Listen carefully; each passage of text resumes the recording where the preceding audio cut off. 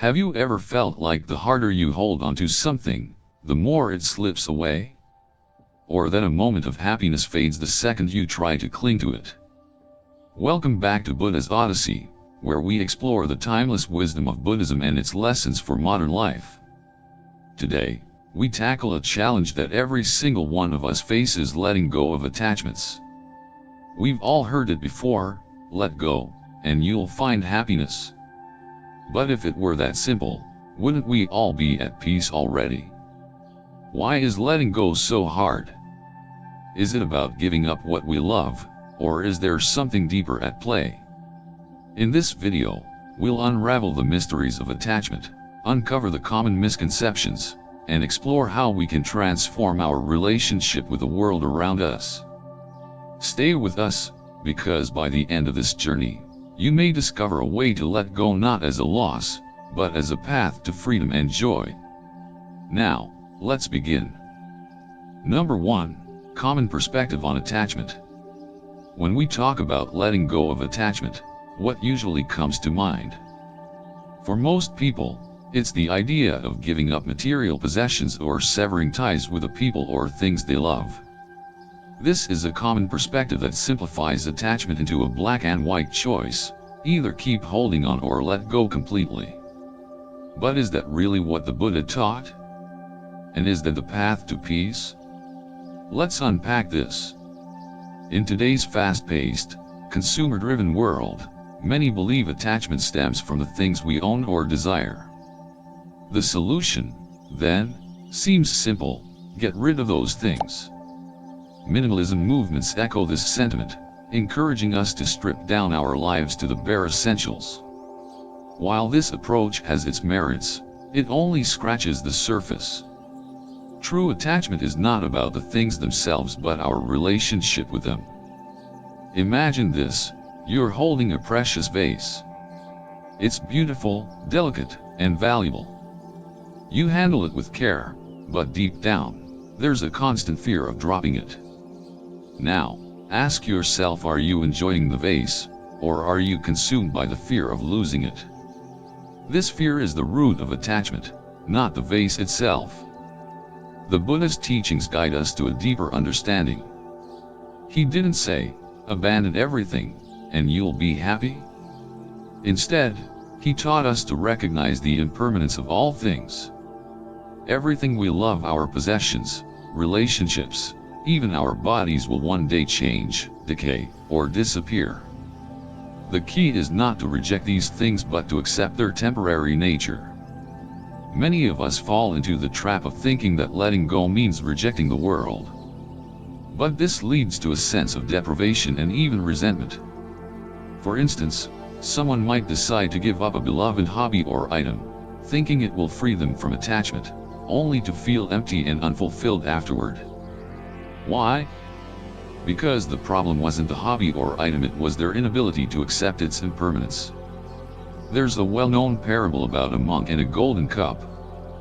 The monk lived in a small temple atop a mountain, where people often came to learn and reflect on life. One day, a wealthy devotee visited the temple and gifted the monk a magnificent golden cup. The cup was intricately crafted, shimmering in the light, and it became the monk's favorite possession. He used the cup daily for tea and enjoyed its beauty. One day, a curious disciple asked the monk, "Master, you cherish this cup so much. Why aren't you worried that one day it might break?" The monk smiled and replied, "I already see this cup as broken." The disciple was puzzled. "What do you mean, Master? The cup is still perfectly intact and flawless." The monk gently explained, "Yes, it is beautiful and useful now, and I cherish every moment I use it. But I also know that one day, it may fall and shatter. That is the natural order of all things in life. Instead of fearing and clinging to it, I embrace the joy it brings me in the present. When it eventually breaks, I won't feel sorrow, only gratitude for the time I had with it." As time passed, one day, the cup accidentally slipped from the monk's hand and shattered into pieces. The disciple looked at him with concern, but the monk remained calm, picking up the broken fragments with a smile. This is the moment the cup fulfills its purpose. Now, I am left with gratitude. This story reflects the core of the Buddha's teaching. It's not about getting rid of the cup, or any object of attachment, but about changing our mindset. When we view things as temporary, we free ourselves from the pain of loss. To fully understand attachment, we must shift our focus to the present moment. What are you clinging to right now? Is it a person, an object, or perhaps an idea of how things should be? The moment we expect things to remain exactly as they are, we set ourselves up for disappointment. Life is fluid, and resisting this natural flow is like trying to hold water in your hands. It inevitably slips through. By recognizing this common perspective that attachment is about physical things, we begin to see its limitations. True attachment lies deeper, in the mind's inability to accept change. Once we understand this, we can move toward the next step, debunking the misconceptions that hold us back. Number 2, misconceptions about letting go. As we begin to unpack the idea of attachment, one thing becomes clear: much of our struggle stems from misconceptions. Misunderstanding the nature of letting go can lead us down the wrong path, creating frustration rather than freedom. So, what are these common misconceptions, and how can we move past them? Misconception 1. Attachment equals possession. One of the most widespread myths is that attachment is tied solely to material possessions. People believe that by giving up what they own, selling their belongings, cutting ties with others, they can free themselves from attachment. While this approach may simplify life, it doesn't address the root cause of attachment. Attachment isn't about the things we hold onto, but about the meaning and expectations we attach to them. For instance, someone may let go of material possessions but remain deeply attached to their reputation or beliefs. The problem isn't the possessions themselves, it's the emotional dependence and craving for permanence that creates suffering. Misconception 2. Letting go means losing everything. Another common misconception is that letting go requires complete detachment from everything we love. Many fear that if they let go, they'll lose their identity, relationships, or passions. But the Buddha didn't ask us to abandon life, he asked us to embrace it fully, with the understanding that nothing is permanent. Think of it like this: you can enjoy a beautiful sunset without clinging to it. The moment will pass, but that doesn't diminish its beauty. Similarly, letting go isn't about rejecting life's joys, it's about experiencing them without the fear of losing them. Misconception 3. Letting go is passive. Some people equate letting go with apathy or inaction. They worry that accepting impermanence means giving up on ambition, relationships, or improving their lives. This couldn't be further from the truth. Letting go is not passive, it's an active process of transforming our mindset. The Buddha's teachings encourage us to live fully, love deeply, and strive for goodness, all while recognizing that the outcomes of our efforts are beyond our control. Letting go doesn't mean giving up, it means freeing ourselves from the chains of unrealistic expectations. To better understand these misconceptions, let's revisit a key teaching from the Buddha.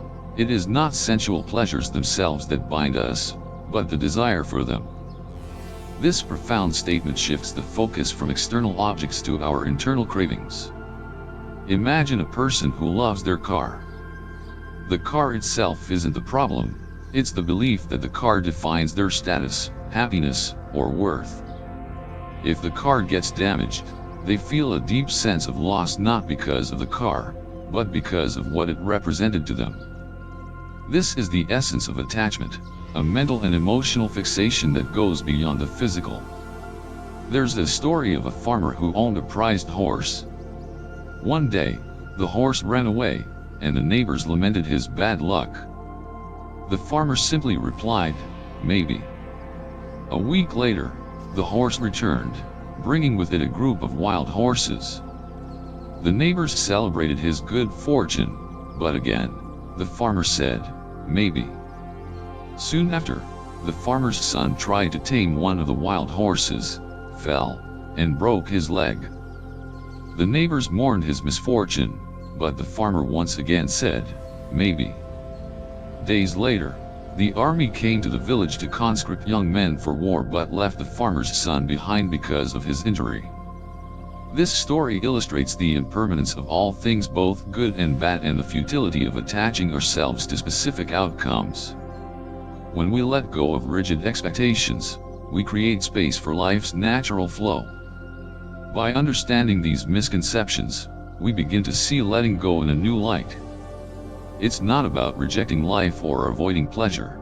It's about shifting our focus inward and transforming our relationship with the world. With this clarity, we can move to the next step, addressing the role of desire in attachment and learning how to manage it wisely. Number 3. The role of desire in attachment.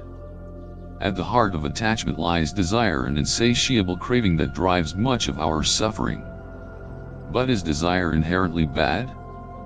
Does it always lead to attachment and pain, or can it be understood and managed in a way that fosters inner peace? In this section, we'll explore the role of desire in attachment and learn how to navigate it wisely. First, we need to understand desire, or the root of suffering. Desire, or tanha in Buddhist teachings, is often referred to as the thirst that binds us to the cycle of suffering. It manifests in many forms: the desire for material possessions, relationships, status, or even control over our lives. The problem isn't the desire itself but how we cling to it, hoping it will bring lasting happiness. The Buddha taught that clinging to desire is like holding onto a burning coal. The tighter we grip it, the more it burns us. It's not the coal's fault, it's our refusal to let go. This metaphor highlights an essential truth: desire becomes harmful when we attach ourselves to the outcome, believing it will fulfill us permanently. One of the most pervasive forms of desire is the belief that we own or control the things we cherish. We see this in phrases like my house, my partner, or my success. These labels create a false sense of permanence and possession, making it painful when these things inevitably change or disappear. Imagine dragging a cow with a rope. The cow pulls one way, and you pull the other. Your hands hurt, not because the cow is pulling, but because you refuse to loosen your grip. Similarly, desire hurts us because we cling so tightly to things that are, by nature, impermanent. Desire often walks hand in hand with fear, the fear of loss, failure, or impermanence. We desire wealth because we fear poverty. We crave love because we fear loneliness. This duality creates a cycle of attachment and suffering. Consider this scenario: you've worked hard to buy your dream car. You feel immense joy when you finally have it, but along with that joy comes a nagging fear: what if it gets scratched? What if it's stolen? This fear isn't separate from your desire, it's an extension of it. The more you desire, the more you fear, and the tighter attachment takes hold. Let me tell you a story.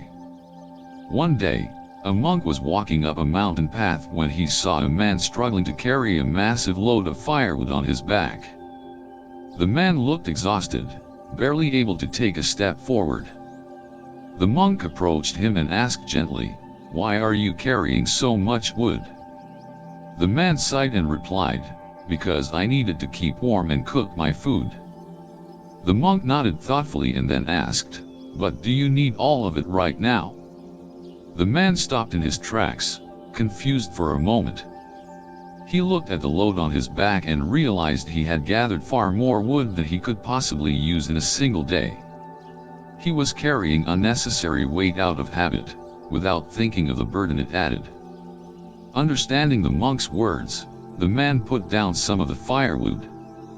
Instantly, his load became lighter, and he could climb the mountain more easily while still having enough wood to meet his needs. Second, the middle path: healthy desire. Actually, not all desire is harmful. The Buddha himself taught the concept of the middle path, a balanced approach to life that avoids extremes. Healthy desires, such as the aspiration to grow, learn, or contribute to others, can lead to positive outcomes when pursued without attachment. For example, striving to excel in your career can be fulfilling if you are not attached to the idea of success as your sole source of identity. Similarly, desiring meaningful relationships can enrich your life, as long as you accept that relationships, like everything else, are subject to change. So, how to transform desire? 1. Practice mindful awareness. Notice when desire arises. Instead of suppressing it or acting on it impulsively, observe it with curiosity. Ask yourself, why do I want this? What am I hoping it will bring me? 2. Reframe loss. Shift your perspective on impermanence.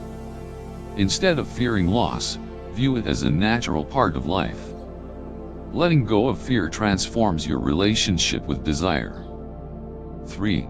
Cultivate gratitude. Focus on what you have in the present moment, rather than longing for what you lack. Gratitude reduces the intensity of craving. 4. Let go of the rope. Just as in the cow metaphor, loosen your grip on the things you desire. Trust that life will unfold as it should, without your constant control. When we release our attachment to desire, we don't lose our capacity for joy. In fact, we gain the freedom to experience life more fully. Just as a bird soars when it sheds the weight of unnecessary baggage, we too can rise above suffering by letting go of the need to possess or control. Number 4. True nature of life. To truly let go of attachments, we must come face to face with an uncomfortable yet liberating truth: nothing in life is permanent. This understanding, often referred to as anicca or impermanence in Buddhist teachings, lies at the heart of the path to inner peace.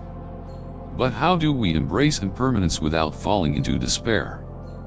And how can this realization transform our lives? Everything around us, our relationships, possessions, and even our physical bodies, is in a constant state of change. Nothing remains static. The seasons shift, our bodies age, and the people we cherish come and go. Yet, we often live as if these things are eternal, building our happiness on fragile foundations. The Buddha likened life to a flowing river.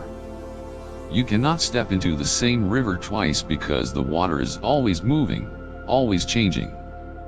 Similarly, no moment in life can be held onto. The joy of a sunrise, the comfort of a friend's embrace, even the pain of a heartbreak, all are fleeting. When we cling to the illusion of permanence, we set ourselves up for suffering. Our attachment to permanence is fueled by illusions, false beliefs that distort our understanding of reality. One such illusion is the idea of self-identity. We often think of ourselves as unchanging, as if the me of today will remain the same tomorrow. But if you reflect on your life, you'll realize how much you've already changed. The child you once were is no longer here, yet that child is part of you. Another illusion is control. We believe we can shape the world to fit our desires, bending reality to our will. While effort and intention are valuable, the ultimate outcomes are beyond our control. Recognizing this doesn't mean giving up, it means accepting the natural flow of life. Imagine a man who loved a cherry blossom tree in his yard.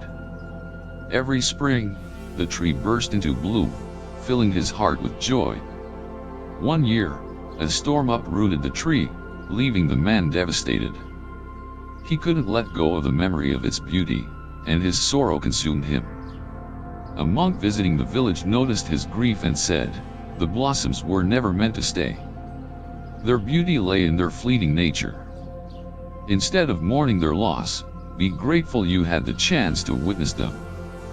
This story illustrates that impermanence is not something to fear but to embrace. The fleeting nature of life makes each moment precious. Impermanence, far from being a curse, is a gift. It allows for growth, transformation, and renewal. Just as a caterpillar must shed its form to become a butterfly, we, too, must let go of old attachments to evolve. Consider difficult times in your life. While they may have felt unbearable in the moment, they eventually passed, paving the way for new opportunities. Without change, there would be no hope, no progress, and no possibility for healing. Here are some practical steps to apply this understanding in our daily lives. 1. Appreciate the present moment. Treat each experience as unique and temporary. Savor the laughter of a loved one, the warmth of the sun, or the taste of your favorite meal, knowing that these moments won't last forever. 2. Release the illusion of ownership. Remind yourself that you don't truly own anything, not your possessions, relationships, or even your body. This perspective fosters gratitude and reduces fear of loss. 3. Adapt to change. When faced with unexpected events, instead of resisting, ask yourself, what can I learn from this? How can I grow? 4. Find joy in the now. Letting go of the past and not worrying about the future allows you to experience the richness of the present. When we understand the true nature of life, we no longer cling to illusions. Instead, we approach the world with wisdom and serenity, appreciating its beauty without being trapped by it. Letting go of the need for permanence doesn't diminish our joy, it amplifies it. Like watching a breathtaking sunset, we learn to cherish the fleeting, knowing that its impermanence makes it all the more special. Number 5. Practical steps to let go. Letting go of attachments is a transformative process, but it's not something that happens overnight. It requires patience, mindfulness, and a willingness to embrace the impermanence of life. In this final section, we'll explore tangible steps that can guide you on your journey toward inner peace and freedom, not as an act of loss, but as a path to liberation. The first step is to accept the transient nature of all things. Everything, our possessions, relationships, and even our emotions will change. This truth isn't meant to discourage you, but to remind you to appreciate what you have while it lasts. 1. Reflect on impermanence. Take a moment each day to reflect on the temporary nature of life. Observe how the seasons change, how a flower blooms and fades, or how your own thoughts and feelings evolve throughout the day. You can also express gratitude for something you cherish, recognizing its fleeting beauty. For example, I'm thankful for the laughter I shared with my friend today, knowing that moments like this are precious, even if they don't last forever. This practice helps to reduce the fear of loss and invites you to live in the present. 2. Mindfulness in daily life. Mindfulness is the art of being fully present. It means experiencing life in the moment, free from attachment to the past or worry about the future. This practice allows us to appreciate life for what it is, rather than what we wish it to be. Start by bringing awareness to small actions. When eating, notice the taste, texture, and aroma of your food. When walking, feel the earth beneath your feet and the rhythm of each step. You can also use guided meditation or deep breathing exercises to center your mind. Inhale slowly, hold for a moment, and exhale, letting go of any tension. 3. Reframe loss. Loss is often seen as a failure or punishment, but it's actually a natural part of life. Changing how we view loss can turn it into an opportunity for growth and renewal. Consider the story of a woman who lost her job, initially seeing it as a major setback. However, this loss led her to re-evaluate her priorities and pursue a long-ignored passion. Looking back, she recognized that this loss was the turning point for a more fulfilling life.